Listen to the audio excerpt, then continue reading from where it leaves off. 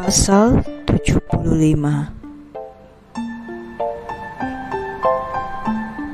Pada waktu itu, dalam tahun ke-180 setelah orang Israel turun ke Mesir, pergilah dari Mesir orang-orang yang gagah berani, 30.000 pasukan berjalan kaki dari Bani Israel.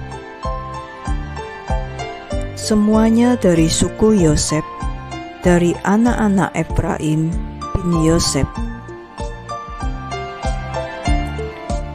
Karena mereka berkata bahwa waktunya telah genap yang Elohim tetapkan kepada Bani Israel pada waktu yang lampau, seperti yang telah Dia firmankan kepada Abraham. Orang-orang ini mengikat pinggang mereka, dan masing-masing orang menyandang pedang di pinggangnya. Setiap orang membawa perisainya, dan mereka percaya kepada kekuatan mereka sendiri. Mereka pergi keluar bersama-sama dari Mesir dengan tangan yang perkasa. Namun mereka tidak membawa bekal untuk perjalanan, hanya perak dan emas, bahkan tidak ada roti untuk hari itu yang mereka bawa di tangan mereka, karena mereka berpikir akan mendapatkan bekal dengan membelinya dari orang Filistin. Dan jika tidak, mereka akan merampasnya dengan kekerasan. Orang-orang ini sangat perkasa dan gagah berani. Satu orang dapat mengejar 1.000 orang, dan 2 orang dapat mengalahkan 10.000 orang. Jadi mereka percaya kepada kekuatan mereka dan pergi bersama-sama pada waktu itu. Mereka mengarahkan tujuan mereka ke negeri Gad.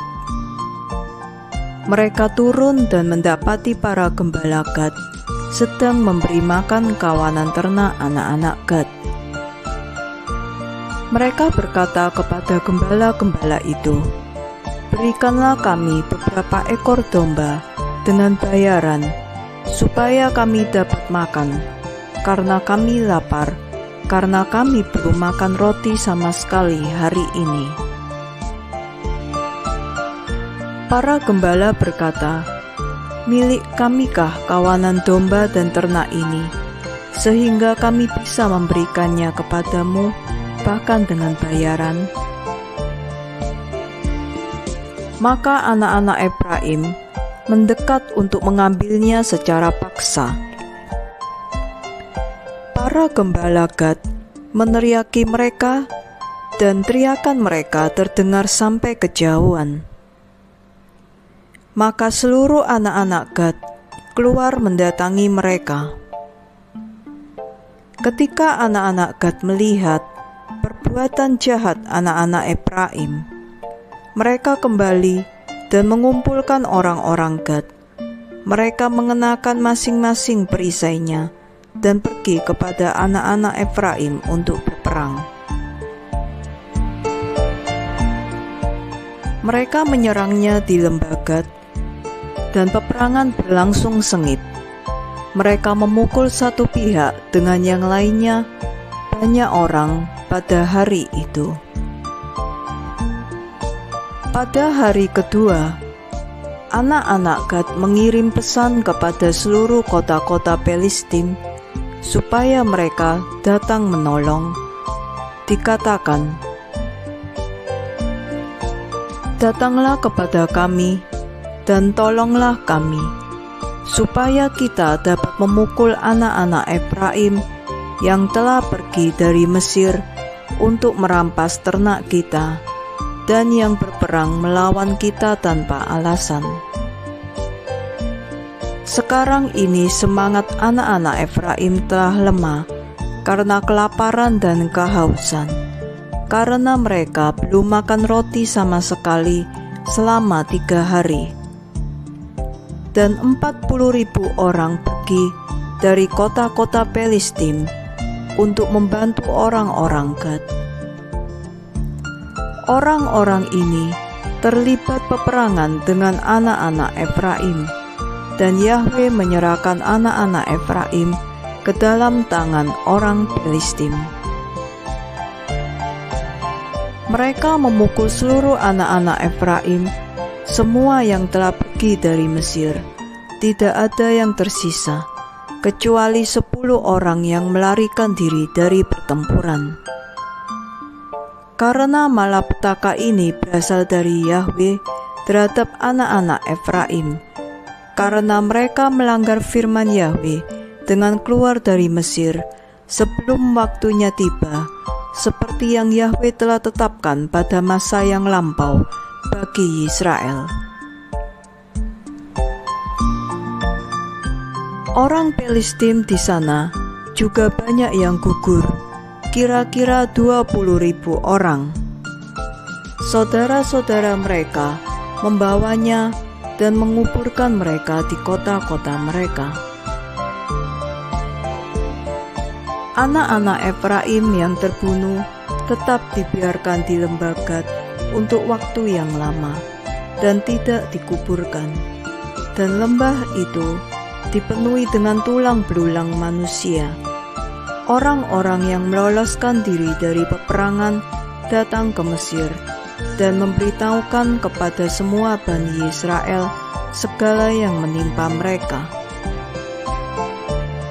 Efraim ayah mereka berkabung atasnya selama berhari-hari, dan saudara-saudaranya datang untuk menghibur dia.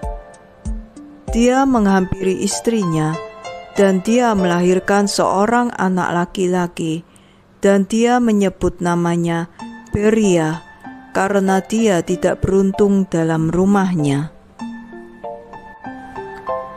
Pasal 76.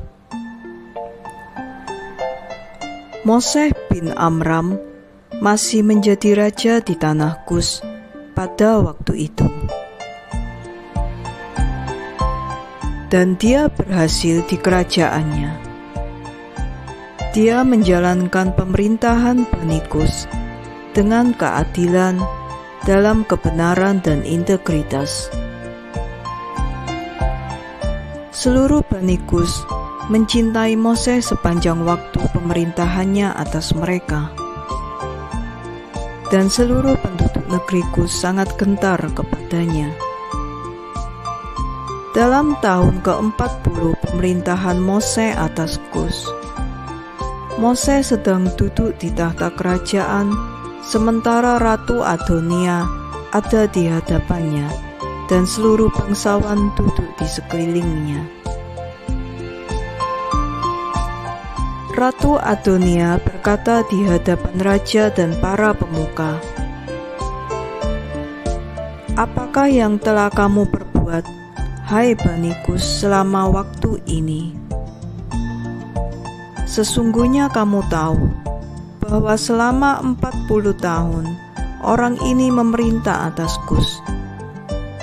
Dia tidak pernah mendekati aku, tidak juga dia melayani ilah-ilah Bani Kus. Maka sekarang dengarlah, hai kamu Bani Kus, dan biarlah orang ini tidak lagi memerintah atas kamu, karena dia bukan darah daging kita. Lihatlah Menakrus, putraku telah besar, biarlah dia memerintah atas kamu, karena lebih baik bagimu untuk melayani putra tuanmu daripada melayani seorang asing, budak Raja Mesir." Maka seluruh orang dan para bangsawan Bani Kus mendengarkan kata-kata yang Ratu Adonia ucapkan ke telinga mereka. Semua orang bersiap hingga petang hari, dan pagi harinya mereka bangun pagi-pagi sekali dan menjadikan Menakrus bin Kikianus raja atas mereka. Seluruh Bani Kus takut untuk mengulurkan tangan mereka terhadap Mose, karena Yahwe menyertai Mose. Dan Bani Kus mengingat ikrar yang mereka sumpahkan kepada Mose. Karena itu, mereka tidak melukai dia. Namun Bani Kus memberikan banyak persembahan kepada Mose dan melepaskannya pergi dari mereka dengan kehormatan yang besar. Maka Mose pergi dari negeri Kus dan pulang ke rumah dan berhenti memerintah atas Kus. Mose berumur 66 tahun ketika dia pergi dari negeri Kus. Hal ini berasal dari Yahwe karena waktunya telah tiba yang telah dia tetapkan pada masa yang lampau untuk membawa Israel keluar dari penindasan anak-anak Sam. Dan Mose pergi ke Midian karena dia takut untuk kembali ke Mesir karena Paro. Dia pergi dan duduk di sumur air di Midian. 7 anak perempuan Reuel, orang Midian, pergi untuk memberi makan kawanan domba ayahnya.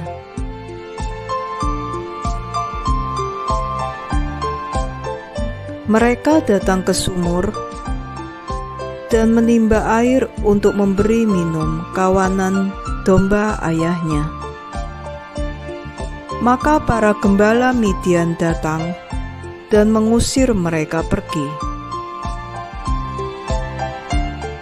Mose bangkit dan menolong mereka dan memberikan air kepada kawanan domba. Mereka pulang ke rumah kepada Reuel, ayahnya, dan mengatakan kepadanya apa yang diperbuat Mose bagi mereka. Mereka berkata, "Seorang Mesir telah melepaskan kami dari tangan para gembala. Dia menimba air bagi kami dan memberi minum kawanan domba." Reuel berkata kepada putri-putrinya, "Dan di manakah dia? Mengapakah kamu meninggalkan orang itu?" Reuel mengirim orang kepadanya dan menjemput dia dan membawanya ke rumah. Selanjutnya dia makan roti bersamanya. Mose menceritakan kepada Reuel bahwa dia telah melarikan diri dari Mesir dan bahwa dia memerintah selama 40 tahun atas Kus. Dan pada akhirnya mereka telah mengambil pemerintahan daripadanya dan menyuruhnya pergi dalam damai dengan kehormatan dan dengan persembahan-persembahan. Ketika Reuel mendengar kata-kata Mose, Reuel berkata dalam hatinya, "Aku akan memasukkan orang ini ke dalam rumah penjara, yang mana aku harus mendamaikan Bani Kus, karena dia telah melarikan diri dari mereka." Mereka membawanya dan menjebloskan dia ke dalam rumah penjara. Mose ada di dalam penjara selama 10 tahun. Dan sementara Mose ada di dalam rumah penjara, Siporah, anak perempuan Reuel, menaruh belas kasihan kepadanya dan memelihara dia dengan roti dan air sepanjang waktu. Seluruh Bani Israel masih ada di tanah Mesir melayani orang Mesir dalam segala jenis pekerjaan berat. Tangan Mesir masih terus menekan keras atas Bani Israel pada waktu itu. Pada waktu itu, Yahwe memukul Paro raja Mesir, dan dia menindasnya dengan tulah kusta, mulai dari telapak kakinya hingga ke batok kepalanya. Disebabkan karena perlakuan yang kejam kepada Bani Israel, maka tulah pada waktu itu turun dari Yahwe ke atas Paro raja Mesir.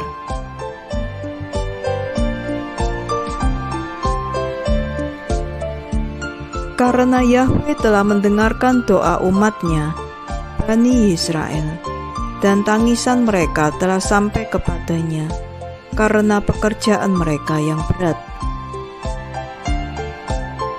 Namun amarah-Nya tidak beralih dari mereka. Tangan Paro masih terulur terhadap Bani Israel, dan Paro menegar tengkuknya di hadapan Yahwe. Dia menambah-nambahkan kuknya atas Bani Israel dan memahitkan hidup mereka dengan segala jenis pekerjaan berat. Ketika Yahwe menimpakan tulah ke atas Paro raja Mesir, dia meminta orang-orang berhikmat dan ahli sihirnya untuk menyembuhkan dia. Orang-orang berhikmat dan ahli sihirnya berkata kepada dia, "Jika darah anak kecil ditaruh di atas lukanya, maka dia akan sembuh." Paro mendengarkan mereka dan mengirim para pelayannya ke Goshen kepada Bani Israel untuk mengambil anak-anak mereka yang masih kecil.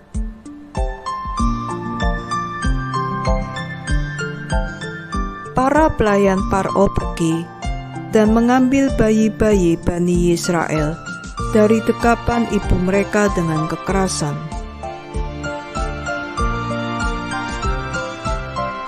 Mereka membawanya kepada Paro setiap hari, satu anak setiap hari.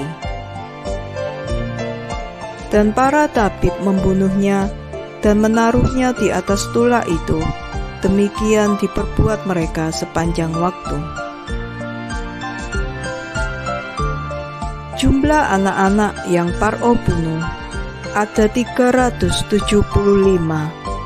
Namun Yahwe tidak mendengarkan para tabib raja Mesir, dan tulah itu bertambah semakin parah. Paro telah 10 tahun menderita tulah ini, namun hati Paro semakin dikeraskan terhadap Bani Israel. Pada akhir tahun ke-10, Yahwe terus menindas Paro dengan tulah-tulah yang merusakkan. Yahwe memukul dia dengan tumor yang jahat dan penyakit pada perutnya. Tulah itu berubah menjadi borok yang parah.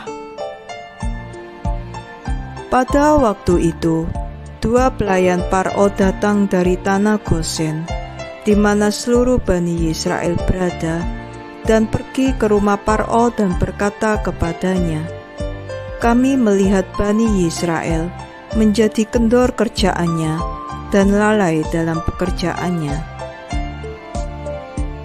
Dan ketika Paro mendengar kata-kata pelayannya, amarahnya meluap-luap terhadap Bani Israel, karena dia sangat menderita kesakitan pada tubuhnya. Dia menjawab dan berkata, "Sekarang Bani Israel mengetahui bahwa aku sakit. Mereka berbalik dan mencemooh kita. Maka sekarang persiapkan kereta bagiku, dan aku akan pergi sendiri ke Goshen, dan akan melihat cemooh Bani Israel yang dengannya mereka mengolok-olok aku." Maka hamba-hambanya mempersiapkan kereta baginya. Mereka memegangnya dan menaikkan dia ke atas kuda, karena dia tidak dapat menungganginya sendiri. Dia membawa bersamanya 10 pasukan penunggang kuda dan 10 pasukan berjalan kaki dan pergi kepada Bani Israel di Gosyen. Ketika mereka telah tiba di perbatasan Mesir, kuda raja melewati tempat yang sempit yang ditinggikan di celah kebun anggur, dipagari di kedua sisinya. Bagian yang rendah, dataran rendah ada di sisi sebelahnya. Kuda-kuda itu berlari kencang di tempat itu dan saling mendesak satu sama lain. Kuda-kuda yang lain mendesak kuda raja. Kuda raja jatuh ke dataran yang rendah selagi raja menungganginya. Ketika dia jatuh, kereta itu terbalik ke muka raja dan kudanya menimpa dia. Raja berteriak keras karena tubuhnya sangat kesakitan. Daging raja terkoyak daripadanya dan tulang-tulangnya patah, dan dia tidak dapat menunggang lagi.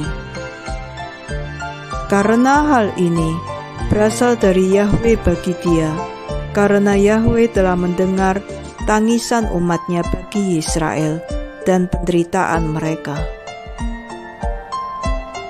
Hamba-hambanya membawa dia di atas bahu mereka sedikit demi sedikit, dan mereka membawanya kembali ke Mesir. Para penunggang kuda yang menyertainya juga kembali ke Mesir. Mereka meletakkan dia di atas tempat tidurnya, dan raja tahu bahwa waktunya telah tiba untuk mati. Maka Ratu Aparanit istrinya datang dan menangis di hadapan raja, dan raja meratap dengan tangisan yang keras bersamanya. Para pemuka-pemuka raja dan seluruh penasihatnya menyarankan raja untuk menempatkan seseorang memerintah menggantikan dia di negeri itu, siapapun yang dia pilih dari antara putra-putranya. Raja memiliki 3 anak laki-laki dan 2 anak perempuan yang dilahirkan Ratu Aparanit istrinya bagi dia, selain anak-anak raja dari para selir.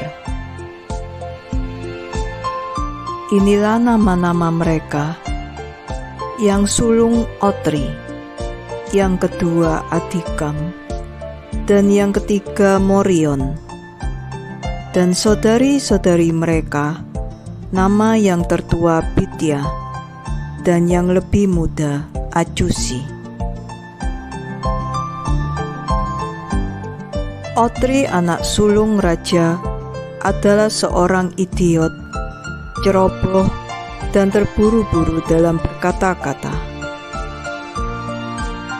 Namun Adikam, seorang yang licik dan berhikmat, dan mengenal seluruh hikmat Mesir, tapi penampilannya tidak pantas. Tubuhnya tambun dan sangat pendek badannya, tingginya hanya 1 hasta. Ketika raja melihat Adikam putranya cerdas dan bijaksana dalam segala hal, raja memutuskan bahwa dia yang harus menjadi raja menggantikan dirinya setelah kematiannya. Dia mengambil baginya seorang istri, Geduda Bet Apilot. Adikam berumur 10 tahun, dan istrinya melahirkan baginya 4 anak laki-laki. Selanjutnya, dia pergi dan mengambil 3 orang istri, dan memperanakkan 8 anak laki-laki dan 3 anak perempuan. Penyakit telah sangat merusak tubuh raja, dan dagingnya berbau busuk, seperti daging bangkai yang dicampakkan di padang pada musim panas, pada waktu terik panas matahari. Dan ketika raja melihat penyakitnya telah sangat parah atas dirinya, dia memerintahkan putranya Adikam untuk dibawa kepadanya, dan mereka menjadikan dia raja atas negeri itu menggantikan dirinya. Pada akhir tahun ketiga, matilah raja dalam rasa malu, aib, dan kejijikan. Hamba-hambanya membawa dia dan menguburkannya di dalam kuburan raja-raja Mesir di Soan Misraim. Namun mereka tidak membalsemnya seperti kebiasaan para raja, karena dagingnya telah membusuk, dan mereka tidak dapat mendekati dia untuk membalsemnya karena bau busuknya.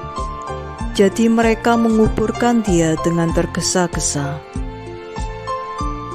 Karena malapetaka ini berasal dari Yahwe kepadanya, karena Yahwe telah membalas kejahatannya, karena kejahatan yang pada zamannya telah dia perbuat kepada Israel. Dia mati dalam ketakutan dan rasa malu, dan putranya Adikam memerintah menggantikan dia.